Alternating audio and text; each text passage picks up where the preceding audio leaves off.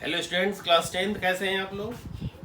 चलिए ध्यान दीजिए इस नए एक्सरसाइज 3.2 की ओर, जिसमें कहा गया है कि form the pair of linear equation and find their solution graphically. तो कैसे हम इक्वेशन सॉल्व करते हैं, कैसे इसको ग्राफ से सॉल्व करते हैं, इसको भी देखिए। तो फर्स्ट पार्ट क्या कह रहा है कि 10 स्टूडेंट्स ऑफ क्लास 10 के 10 विद्यार्थी टूक पार्ट इन मैथमेटिक्स क्विज में भाग लिया। If the number of girls is 4 more then number of boys, यदि लड़कियों की संख्या लड़कों की संख्या से 4 ज्यादा है तो find the number of boys and girls who टूक पार्ट इन द क्विज। तो आप ऐसे एक वेरिएबल मान लीजिए, let number of boys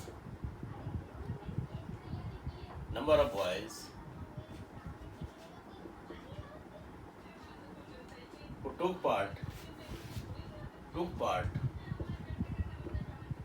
in the quiz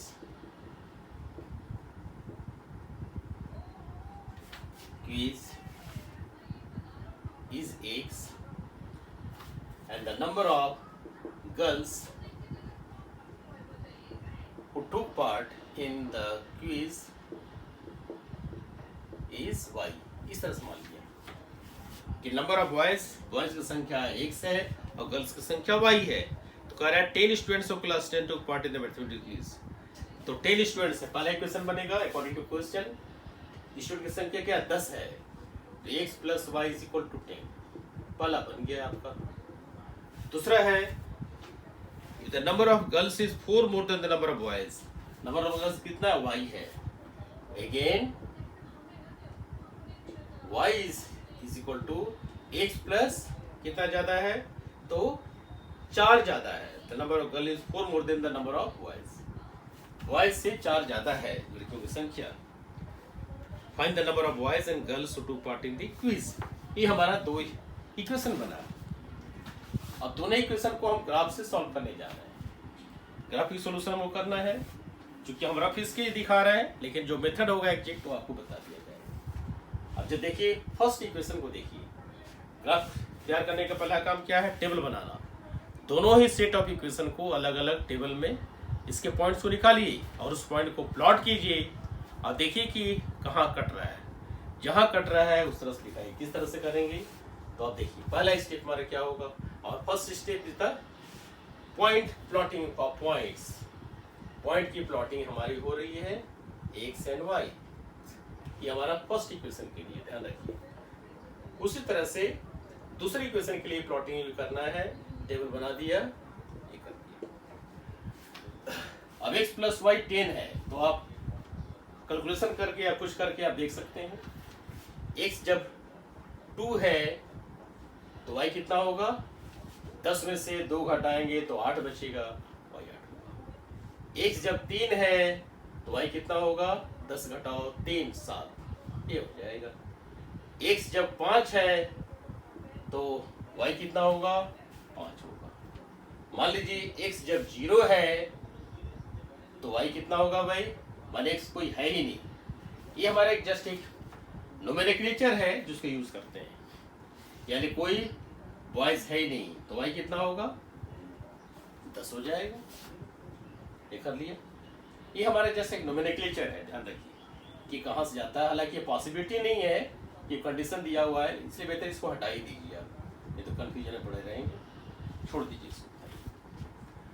दूसरा क्या है, y is equal to X plus 4।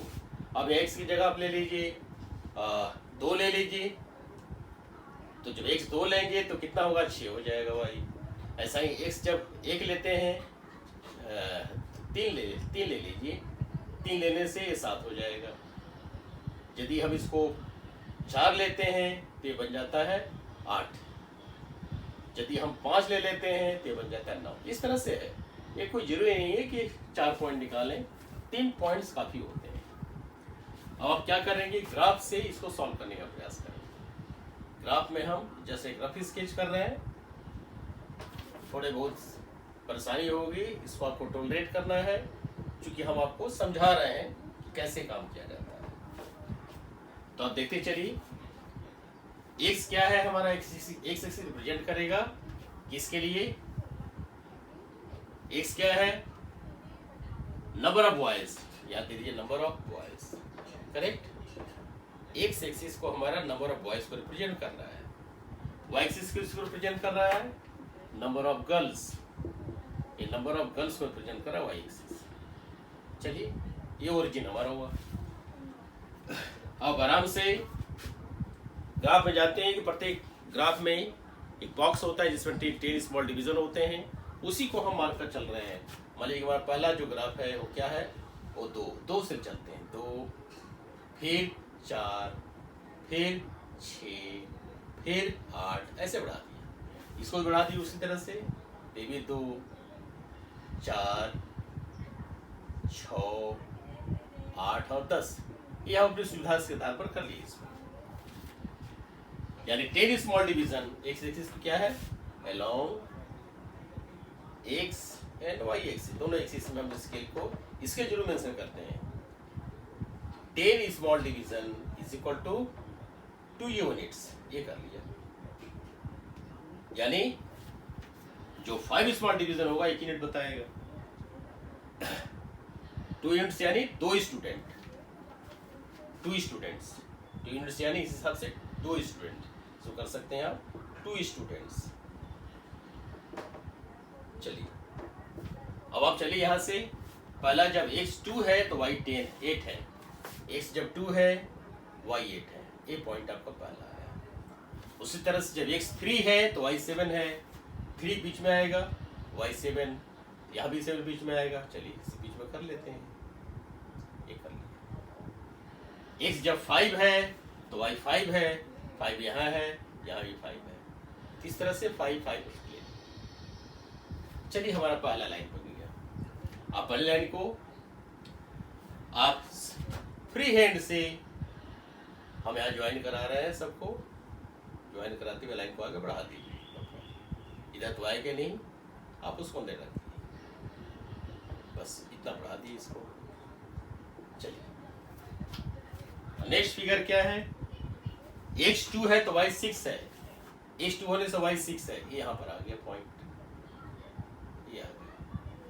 x जब 3 है तो y 7 है, 3 यहाँ है, y 7 है, वहाँ भी 3 पर 7 था, तो 3 7 का पॉइंट हमारे ही है, यानी पॉइंट क्या हुआ 3 7, यस 2 पॉइंट मिल गया। दूसरा x जब 4 है तो y 8 है, 4 है तो y 8 है, 8 यहाँ आ गया, रफ स्केच ये x जब 5 है तो y 9 है, 5 है तो y 9 यहाँ डाल दीजिए। तो इस तरह से आपका एक रफ स्केच ये भी हो गया। अभी लाइन को बढ़ा दीजिए। अब लाइन कहाँ इंटरसेक्ट कर रहा है, पॉइंट 37 पर, इसको P कर दीजिए।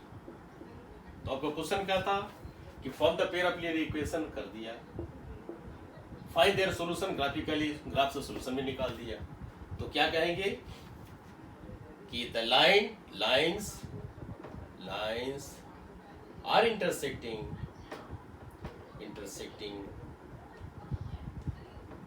at a point 37. Therefore, what is the solution here? The number of boys is 3 and number of girls is 7. Therefore, answer होगा number of boys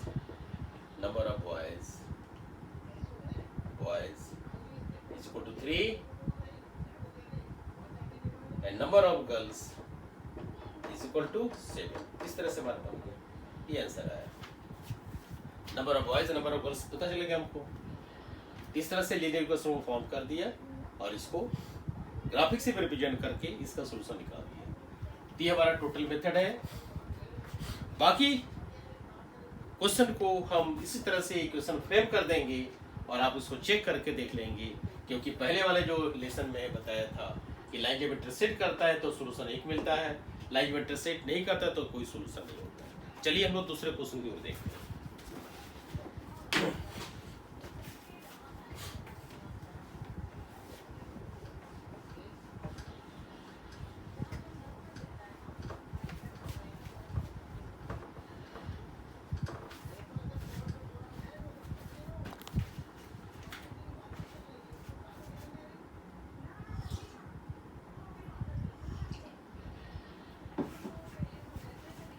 दूसरा क्या है देखिए, दूसरा है 5 पेंसिल्स नंबर 2 वर्क कर 5 pencils and 7 pens together cost ₹50, whereas 7 pencil and 5 pens together cost ₹46. Find the cost of one pencil and one pen. तो आप मेंशन कीजिए late cost of one pen is ₹X. कर लीजिए cost of one pencil is ₹Y. ये कर लिया cost of one pen को x ले लिया, कॉस्ट ऑफ वन पेंसिल को वाई ले लिया। अब देखिए क्या कह रहा है अकॉर्डिंग टू क्वेश्चन। हम सब इक्वेशन फॉर्म कर देते हैं, बाकी काम आप कर लेंगे। 5 pencil and 7 pens 5y plus 7x is equal to 50 रुपए। ये आपका पहला। वेरे 7 पेंसिल्स यानी 7y plus 5 pens 5x is equal to 46। ये आपका 46 आया। ये दूसरा देख लीजिए। अब इस तरह से दोनों को इक्वेशन को सॉल्व करके एक्स वाई में चेंज करके आप पॉइंट्स निकालिए, प्लॉट कीजिए, ग्राफ दिखाइए, है ना। ये आप सब हिंट्स अप्लाई कर रहे हैं। अब चलिए सेकंड में, जो कठिनाई होगा उसको हमसे पता चलेगा। सेकंड में कह रहा है on comparing ratios A1 by A2, B1 by A2, C1 by C2, find out whether the lines are projecting intersecting points parallel or coincident. चलिए हम लोग 2 के पहले लिख लेते हैं सबको। 2 का फर्स्ट क्या है 5x minus 4y plus 8 is equal to 0। दूसरा है 7x plus 6y minus 9 is equal to 0। Second equation कह रहा है 9x plus 3y plus 12 is equal to 0। Next है 18x plus 6y plus 24 is equal to 0। Third में कह रहा है 6x minus 3y plus 10 is equal to 0। 2x minus y plus 9 is equal to 0। ये हमारा 3 पार्ट है। आपको दिखाना है कि क्या है नहीं है, इसलिए बेहतर आप करते चलिए। क्या है देखिए, आप तीनों केस में क्या निकालना है A1 by A2 कितना है 5/7। ठीक है चलिए, फिर B1 by B2 क्या है भाई is equal to 4/6 minus 4/6 correct coefficients. और C1 by C2 क्या है C1 by C2 है 8/-9। इसी तरह से आप यहाँ देखिए A1 by A2 कितना है, वो है 9/18। B1 by A2 कितना है, वो है 3/6। C1 by C2 कितना है तो 12/24 कर लिया। अब चलिए थर्ड के लिए, सेकंड हो गया, थर्ड के लिए चलिए। A1 by A2 कितना है भाई 6/2। B1 by B2 कितना है ये -3/-1। इस तरह C1 by C2 कितना है तो 10/9।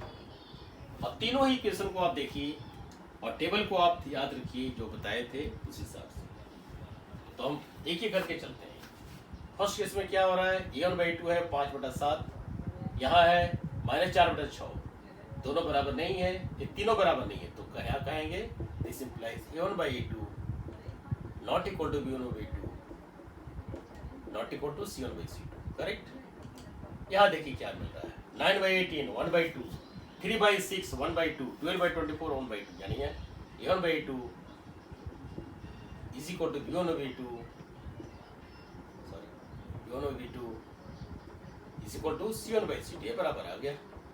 यहाँ पर क्या है 2/6/2 यानी 3, ये भी 3, ये आपका 10/9 है तो 3 नहीं है, यानी यहाँ क्या मिल रहा है A1 by A2 is equal to V1 और V2 not equal to C1 by C2। ये आपका कंडीशन दिखाई पड़ रहा है। तो जो पहले वीडियो में आपको दिखाया था उस हिसाब से चलिए। यदि फर्स्ट केस बनता है तो हमारे पास जो प्रश्न पूछा था कि आप बताइए कि क्या ये लाइन जो है कंसिस्टेंट है या इनकंसिस्टेंट है। सॉरी, यह लाइन बताया था, हाँ, linear equation intersect point parallel और कोइंसिडेंट, इंटरसेक्ट पॉइंट और पैरेलल कोइंसिडेंट। तो फर्स्ट केस में क्या होगा, फर्स्ट आंसर हमारा हो जाएगा intersecting, intersect at A point, जैसे पूछा उसे जवाब देते। दूसरा कह रहा है इंटरसेक्ट एट ए पॉइंट। दूसरा हमारा क्या मिल रहा है, कोइंसिडेंट, एक दूसरे पर डिपेंडेंट है, ओवरलैपिंग है। दूसरा में बना रहा है कोइंसिडेंट हो गया।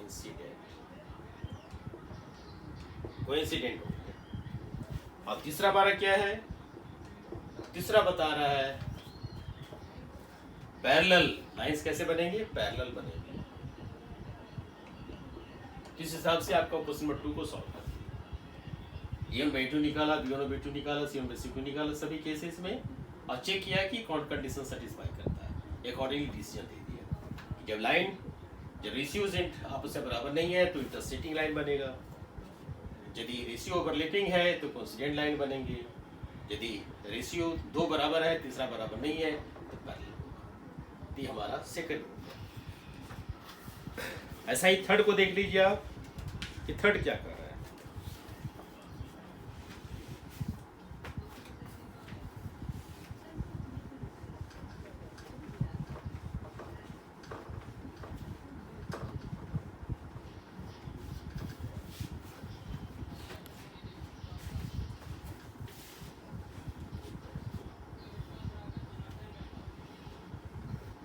यस, आपका थर्ड कह रहा है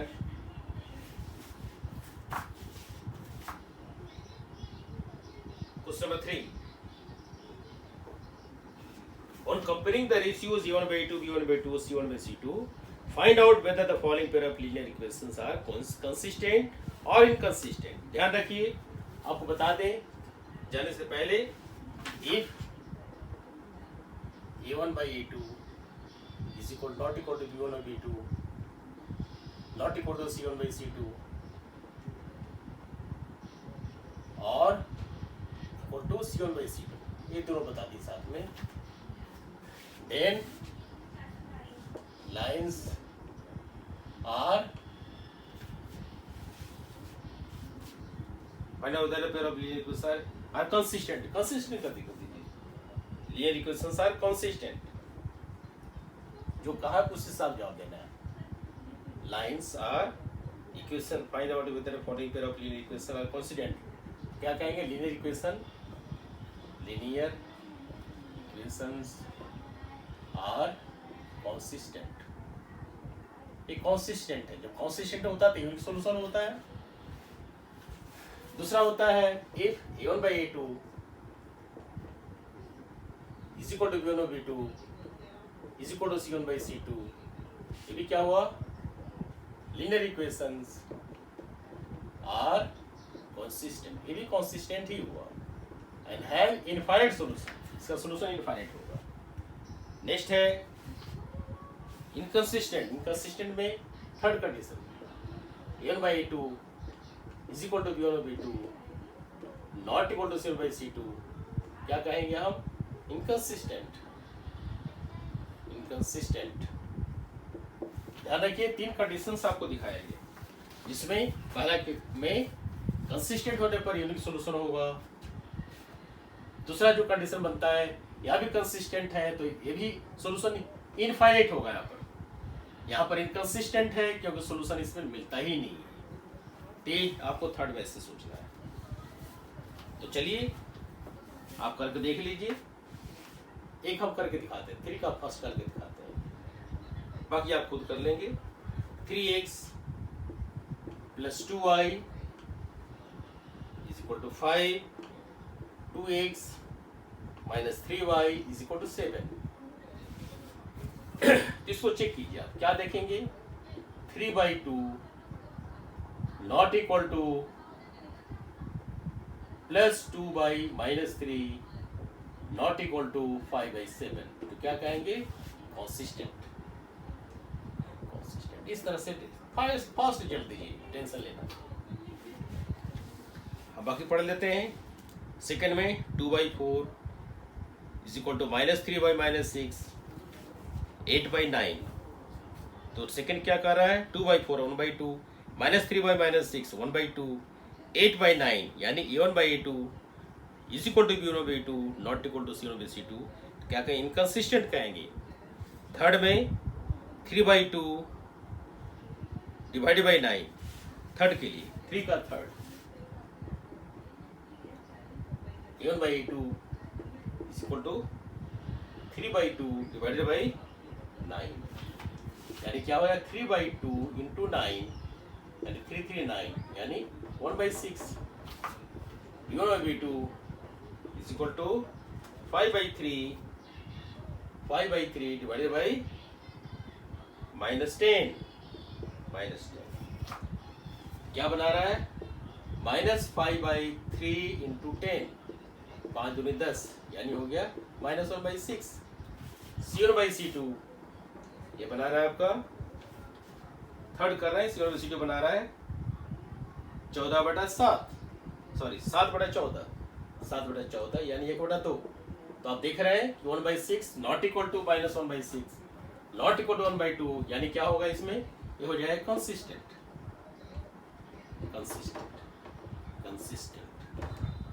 ये हमारा कंसिस्टेंट रिलेशन आ गया। ऐसा ही 4 में 5/-10 -3/-6 11/2, यानी यहाँ पर हमारा जो फोर्थ कंडीशन है, थर्ड का fourth 3.2 third fourth, yes 3.2 third का फोर्थ, यस यहाँ भी वही हो रहा है, डिपेंडेंट हो रहा है तो कंसिस्टेंट हो जाएगा। 5/10 1/2 3/6 वही आया है, 1/2 का माइनस आया, -1/2 -1/2 -1/2, तो कंसिस्टेंट रिलेशन आ जाएगा। ऐसा ही फोर्थ फिफ्थ में 4/3 डिवाइडेड बाई 2, तो 4/2 यानी 2/3, फिर 2/3 8/12, 4 दूनी 8 4 3 12 यानी हो जाएगा कंसिस्टेंट। तो आप समझ गए आप।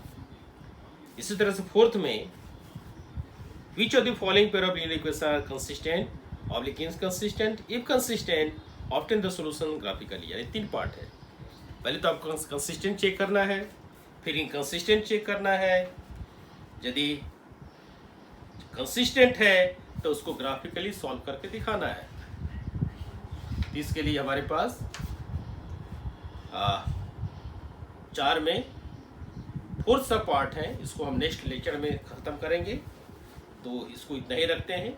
नेक्स्ट वीडियो लेसन में मिलते हैं अगले सवालों के साथ में। धन्यवाद।